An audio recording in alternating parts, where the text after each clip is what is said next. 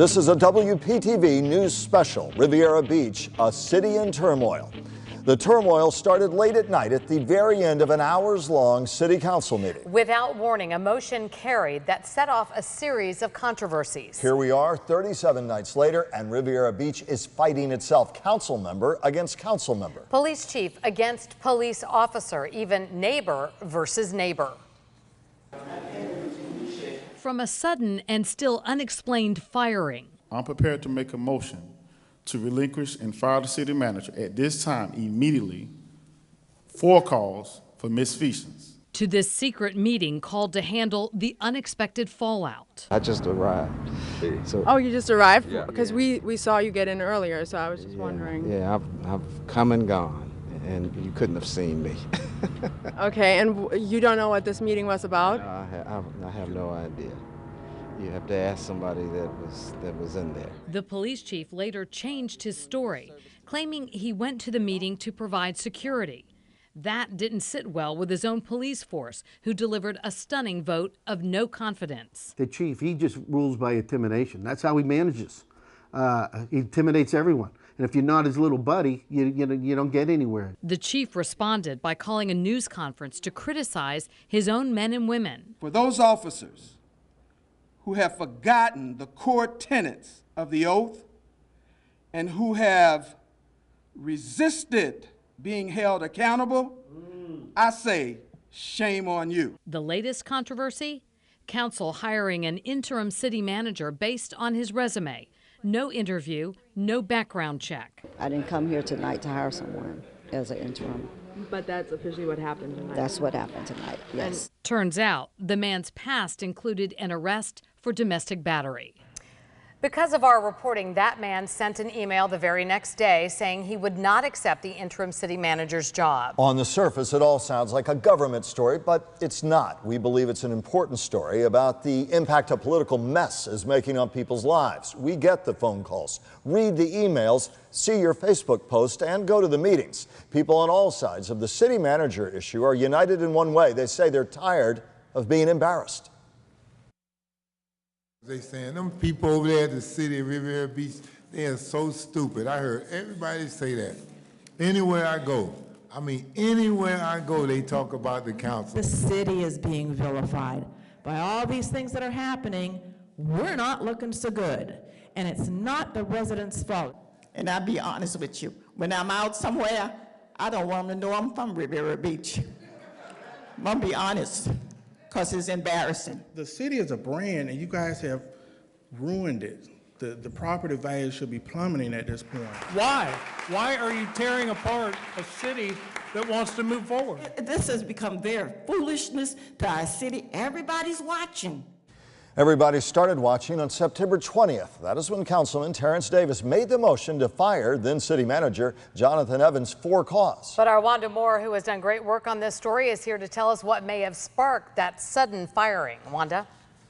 Jonathan Evans only served the city of Riviera Beach for 6 months, but in that short time, he made an impact.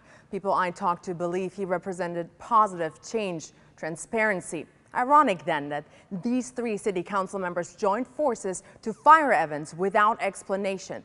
Terrence Davis, Lynn Hubbard, and Don Pardo.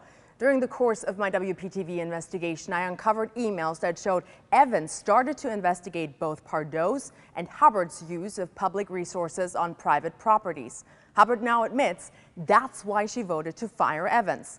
But multiple sources point to a possible power play. Could it be that retiring Chief Clarence Williams wants to be city manager? And does he want to make his friend Alex Freeman police chief? We know about Clarence Williams, but who is Alex Freeman? I deserve an opportunity to sit at the table for an interview, even if I don't get the job. Alex Freeman is a longtime member of the Riviera Beach Police Department. He once ran for sheriff and now hopes to become the chief of police. I deserve it. I earned it. This is my community. But city manager Jonathan Evans rejected his application, deeming Freeman not qualified. Shortly thereafter, council fired Evans. For cause for misfeasance. Sources also tell me Freeman went to the secret meeting at Hearst Chapel along with Chief Clarence Williams and council members Lynn Hubbard, and Terrence Davis. Their purpose, my sources say, to talk about how to make sure Evans did not get his job back. I tried to talk with Freeman about the meeting. Can I ask you? I have no questions. I have no comments. No comments? No comments. Did you get that camera out of my face? And Freeman stood right behind the chief as Williams went after his own officers at a news conference carried live on News Channel 5. Officers that endanger the life of babies. And just last week, a police report was filed accusing Freeman of making verbal threats by leaving this voicemail. I'm going to respectfully ask you one last time to stop texting me. If you continue to text me, you're going to feel my wrath, and I can guarantee you that.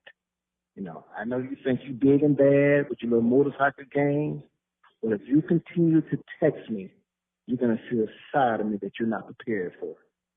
And I guarantee that. When I tried to ask Freeman about that, I got this. Mr. Freeman, a reaction to the threatening voicemail that you left for Mr. Sessa? Nothing.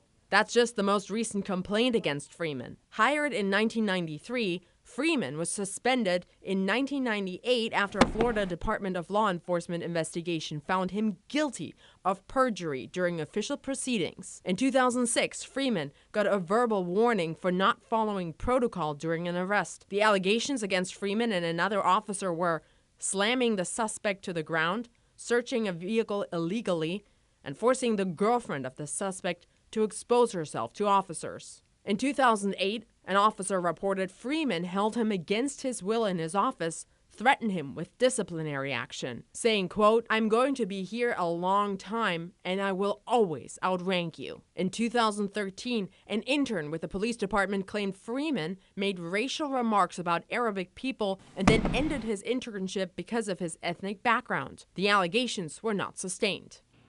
And to be clear, we could not find a record of Freeman being disciplined for the 2008 incident with a fellow officer. As you saw, Alex Freeman does not want to talk to me. I also asked Chief Williams for an interview today. He declined. Michael and Kelly, back to you. Wanda, thank you. Why is the state attorney interested in what's happening in Riviera Beach? That's next when A City in Turmoil, a WPTV News special, continues.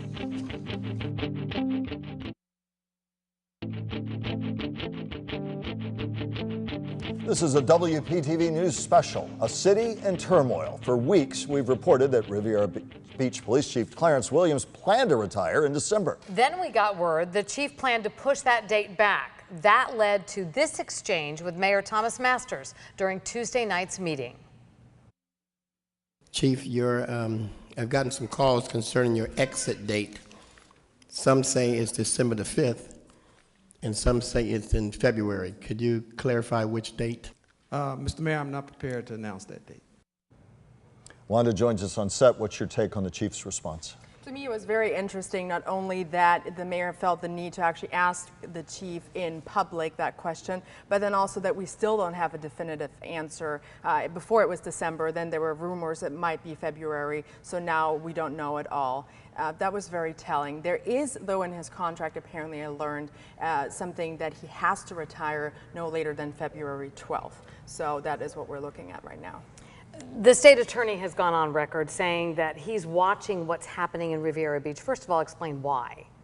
I think for what we're looking at right now is when you look especially at that meeting at Hearst Chapel, that is, we talked to First Amendment lawyers, if not a direct violation of Sunshine Law, it is a violation of the spirit of Sunshine Law. And to be clear, the hiring or firing of a city manager in and of itself is within their right. It's everything that surrounds it. It's the core of that focus at the moment. Very much so, and I mean, many people are also wondering the fact that these 3 city council members didn't put that on the agenda on September 20th and all knew already how they were going to vote, not giving any reasons, has many wondering, did they communicate with one another beforehand? So I think that is also something that they're looking on.